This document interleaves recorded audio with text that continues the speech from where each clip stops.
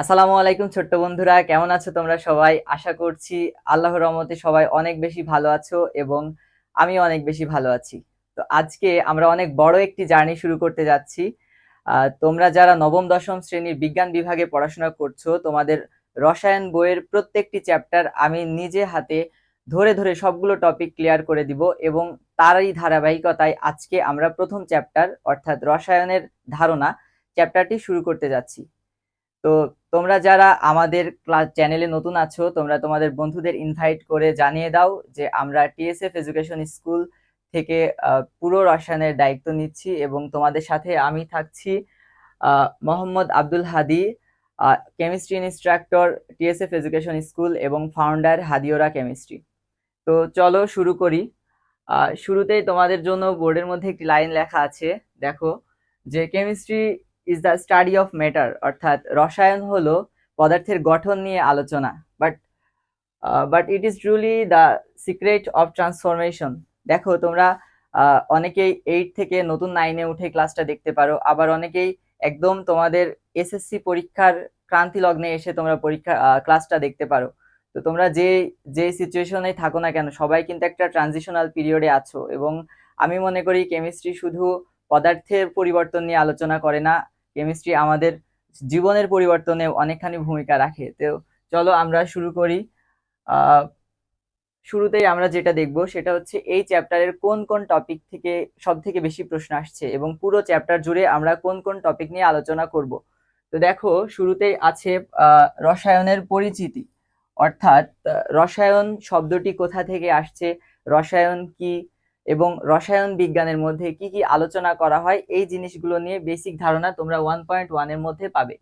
এরপরে আছে রসায়নের পরিধি এবং ক্ষেত্রসমূহ, অর্থাৎ প্রাত্যহিক জীবনে রসায়ন কি কি ধরনের ভূমিকা রাখে, রসায়নের বিস্তার কোথায়।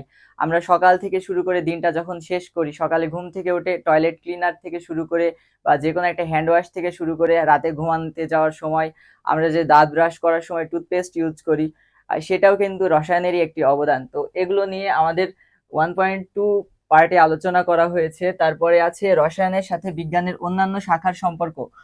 তোমরা জানো বিজ্ঞানের অনেকগুলো শাখা আছে, তার একটি হচ্ছে রসায়ন। এর বাইরে অনেকগুলো শাখা আছে, যেমন পদার্থবিজ্ঞান, জীববিজ্ঞান। তো রসায়নের সাথে জীববিজ্ঞানের যে সম্পর্ক, রসায়নের সাথে পদার্থবিজ্ঞানের যে সম্পর্ক, অথবা রসায়নের সাথে গণিতের যে সম্পর্ক, এই জিনিসগুলো নিয়ে সংক্ষেপে এখানে আলোচনা করা হয়েছে। এরপরে আছে রসায়ন পাঠের গুরুত্ব, আমরা কেন রসায়ন পাঠ করব বা রসায়নের পাঠটা আমাদের প্রাত্যহিক জীবনে কেন বেশি জরুরি, এটা নিয়ে এখানে আলোচনা করা হয়েছে।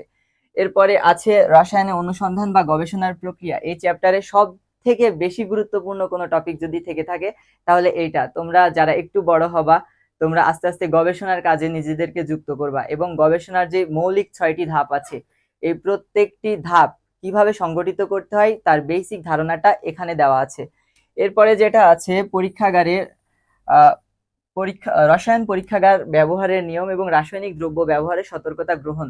তোমরা জানো রসায়ন মানে বিভিন্ন ধরনের কেমিক্যাল নিয়ে কাজ কারবার করা হয়। তো তুমি যখন কোনো একটা কেমিক্যাল নিয়ে কাজ করবা, তখন তো সেখানে দুর্ঘটনা ঘটতে পারে, বা সব কেমিক্যাল কিন্তু আমাদের দেহের জন্য যে উপকারী এমনটা কিন্তু নয়। কিছু কেমিক্যাল আছে যেগুলো তোমার শরীরে পড়লেই সেখানে ক্ষত সৃষ্টি হয়ে যাবে, বা এমন কিছু সাবস্টেন্স আছে যারা আমাদের পরিবেশের জন্য ক্ষতি সৃষ্টি করে।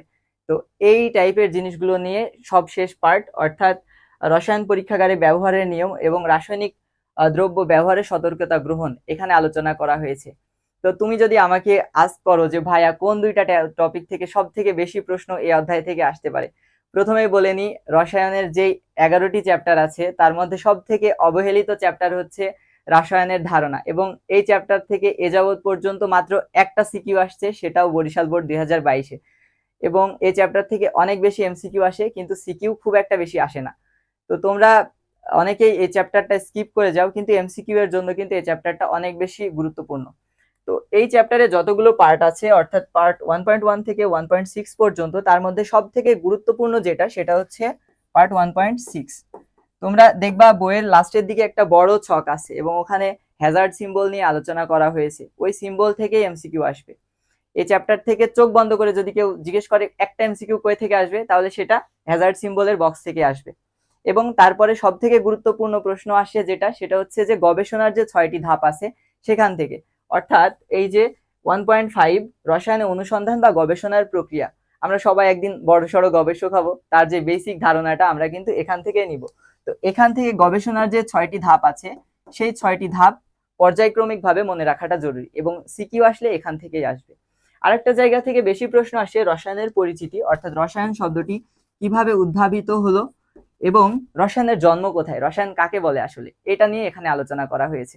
তো তোমাদের জন্য আমি একটি ডাটা অ্যানালাইসিস করে নিয়ে আসছি, চলো দেখি।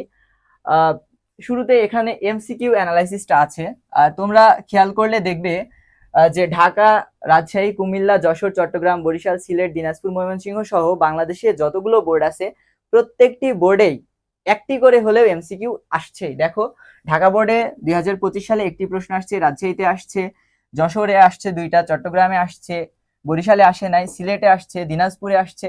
তো প্রত্যেকটা বোর্ডেই দেখা যায় যে অন্তত পক্ষে একটা করে এমসিকিউ হলেও আসবে, এবং এখানে মোটামুটি 2025 থেকে শুরু করে 2015 সাল পর্যন্ত প্রত্যেকটা সালেই দেখো এক বা একাধিক প্রশ্ন এমসিকিউ আকারে এই অধ্যায় থেকে আসছে। তো বুঝতেই পারছো এমসিকিউ এর জন্য এই অধ্যায়ের গুরুত্বটা কত বেশি। দেখো, লাস্ট 3-4 বছর ধরে এই অধ্যায় থেকে দেখো 2022 সালে টোটাল বোর্ড কোশ্চেনে 7টা বোর্ডে প্রশ্ন আসছে, 2020 সালে প্রায় 18টা প্রশ্ন আসছে বোর্ডে এমসিকিউ। তো বুঝতে পারছো যে এই অধ্যায়ের গুরুত্বটা আসলে এমসিকিউ এর জন্য আছে। তোমরা যারা চাও যে স্কিপ করে যাবা, তারা কিন্তু 2টা একটা এমসিকিউ ছেড়ে যাইতে পারো। তো অবশ্যই আমরা চেষ্টা করব কোনো অধ্যায় স্কিপ না করার। এবং সৃজনশীল প্রশ্নের ডেটাটা যদি দেখো, হ্যাঁ, তোমরা এখানে হয়তো একটু সন্তুষ্ট হতে পারো, এই অধ্যায় থেকে খুব একটা বেশি সৃজনশীল আসে না, শুধুমাত্র 2022 সালে বরিশাল বোর্ডে একটা সৃজনশীল আসছে।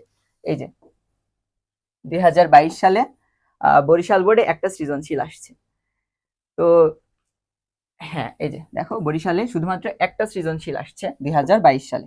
এর বাইরে খুব একটা বেশি এই অধ্যায় থেকে সৃজনশীল তোমরা পাবা না। তো তোমরা যারা আমাদের সাথে যুক্ত আছো, এই ছিল আমাদের চ্যাপ্টার অ্যানালাইসিস, এবং তোমরা আমাদের চ্যানেলটা সাবস্ক্রাইব করে দিও এবং বন্ধুদের জানিয়ে দিও যে পুরো কেমিস্ট্রি একদম ধরে ধরে বেসিক টু অ্যাডভান্স যা যা লাগে সবকিছু আমরা শেষ করে দেব, এবং তোমাদের কিচ্ছু করতে হবে না, তোমরা জাস্ট আমাদের ক্লাসগুলা করবা এবং যেখানে যেটুকু বলি সেটুকু করবা। এবং রসায়নটা দায়িত্বটা পুরোপুরি তুমি আমার উপরে ছেড়ে দাও, আমি যখন যেটা যেভাবে বলি সেভাবে করো। এবং এটুকু বিশ্বাস রাখো যে বাংলাদেশ এডটেকে এখন পর্যন্ত কেমিস্ট্রিতে যত রকমের কন্টেন্ট আছে তার থেকে আমরা বেটার কিছু দেওয়ার চেষ্টা করতেছি, এবং এই চেষ্টায় তোমরা অংশীদার হবা। ক্লাসগুলো সবাইকে শেয়ার করে দাও। ভালো থাকো, আসসালামু আলাইকুম।